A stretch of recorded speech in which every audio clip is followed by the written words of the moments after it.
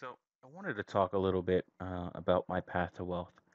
This will be a loose conversation, no real structure, but I will have a few points and things that I want to go over. First off, when you're planning your path to wealth, or when I'm doing it at least, I envision, an end goal, something that I want to achieve, a way of life that I want to achieve, things that I would like to get, things that I would like to make sure are there and solid, foundational. Making sure that my home is paid off, making sure I have a vehicle that is paid off and good, and then maybe even having an extra vehicle.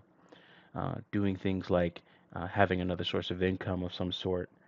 Um, Making sure that those around me that do depend on me are provided for. Uh, Doing other things to ensure that they are provided for and there should be no problems. So, uh, one of the first things is, looking at your asset allocation. Saying, hey, I envision that this asset or this asset class uh, may actually be beneficial or fruitful in the future. In terms of being fruitful, paying dividends, having a high value. In terms of always being there and stable, making sure that the asset that I have actually holds its value for a long period of time, so that I can always depend on it to a certain extent, and doing things to make sure that if that one fails, another one comes to pick up the slack. So diversification. Some people would, frown on diversification. Diversification is the ignorance of some retail investors, or the lack of knowledge of some retail investors. But I like diversification because I also like redundancy when it comes to computers. I like to have two of something, if possible, and where affordable. So having two internet connections. So because I work from home. If I miss a day of work or have any serious issues, how long before the next internet connection can come up? What will that cause in terms of the relationship between myself and my employer? So, making sure that you always have other things in place to ensure your lifestyle and there are no other issues with that. Also, one of the bigger things is modifying my own behavior. Looking at my behavior and saying, okay, well, I've said this in many other videos. I like to buy things, I like to spend money.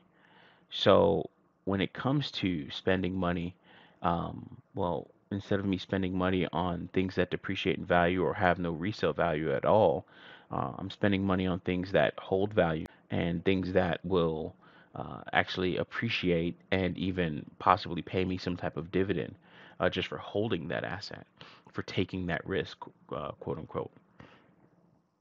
I think it's very important that we do these things and go through these mental exercises and looking at to what we're trying to do to achieve a goal. If wealth is your goal, long-term wealth is your goal, then do things to make sure that happens. Make sure you define your path to wealth. Make sure you understand what your end goals are, and make sure, above all else, that even if you deviate from the plan, that you understand that minor deviations happen. Don't beat yourself up over it. Become a better person because of it. Modify your behavior as necessary. Modify your asset allocation as necessary, just to make sure that you don't get in your own way. And as always, thank you. And if you're not taking what I say with a grain of salt, then you're low on sodium. Do your research, find out more, and maybe in the comment section teach me.